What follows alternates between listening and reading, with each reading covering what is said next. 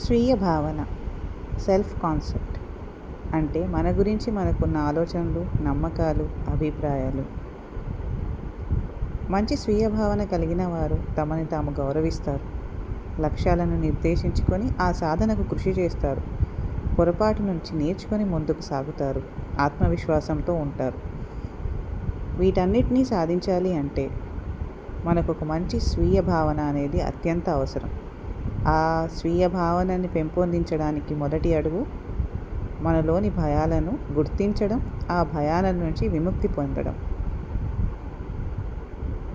మన మేనిఫెస్టేషన్ దిశగా మనం ముందుగా తెలుసుకోబోయే అంశం ఇదే. మీ భయాల నుంచి విముక్తి కోసం, మీ భయాలను గుర్తించడం కోసం మా ఛానల్కి సబ్స్క్రైబ్ చేయండి. మీ కోరుకున్న జీవితం వైపు అడుగులేయడానికి సిద్ధంగా ఉండండి.